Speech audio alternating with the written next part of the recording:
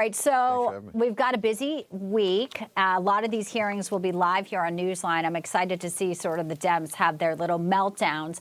Tulsi Gabbard, Kash Patel, RFK Jr., I think they're all going to get through. That's just me, but we haven't seen one, be the sacrificial lamb, AKA, because it's not Pete Hegseth, as we know. He is reporting for duty. Right.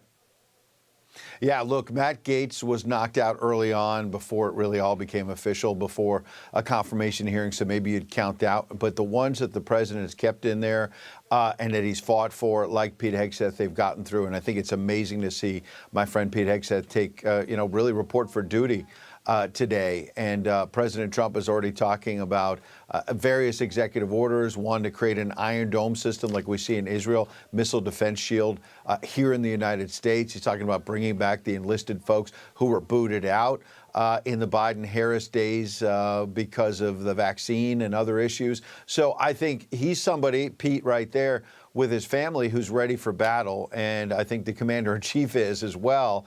After just 7 days, now this is just 1 week in office, this flurry of activity. And so I think he's going to fight for RFK Jr. and Tulsi Gabbard. You see moderate Republicans like Susan Collins already making noise about maybe trying to stop Tulsi Gabbard. But look, Donald Trump's going to fight for him. You still have some Democrats like John Fetterman who could cross the aisle.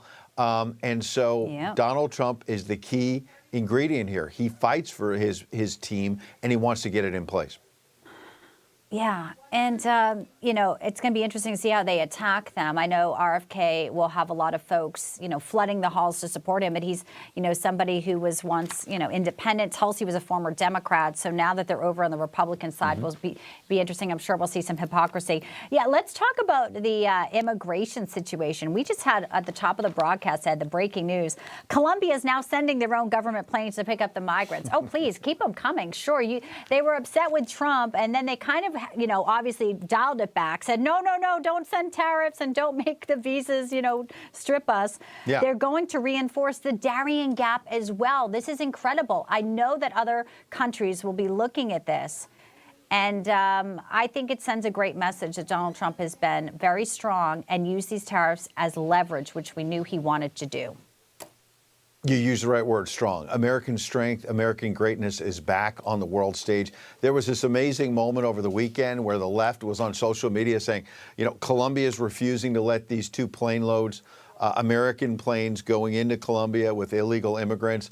Donald Trump's lost. He's now threatening tariffs, and this is going to blow up the American economy and all that. And less than a half hour later, the Colombian president was capitulating, as you say. So that didn't age very well for the left. So every time they try to oppose this president, it's showing that the president learned a lot in the 4 years that he was out of power and is coming to play this time in a way where he didn't know Washington in 2018. He had some rhinos on the team that were not necessarily fighting like we talked about, fighting for nominations like a Pete Hegseth. This time they're all in, and they know they have a limited time in office.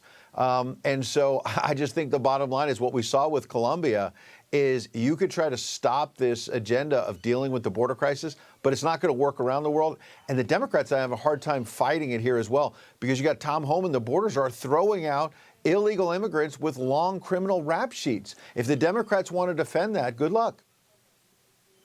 And they actually tried. AOC put out this ridiculous tweet about the cost of coffee going up. Our friend of the program, I know you know her too, Batya Ungar Sargon, posted the rich Democrats saying, hope you enjoy having no illegal criminals and Colombian coffee or flowers. We'll take that deal.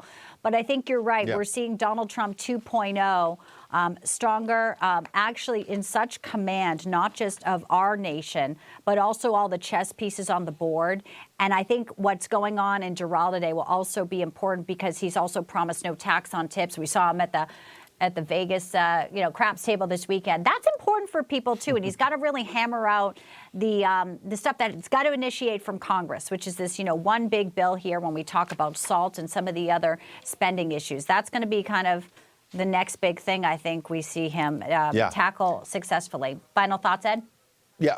Yeah, we should see Speaker Mike Johnson here on Newsmax about 3 p.m. Eastern, Doral, Miami, as you said, the President's Golf Club there. They've got a House Republican retreat. We'll see Republican leaders talking about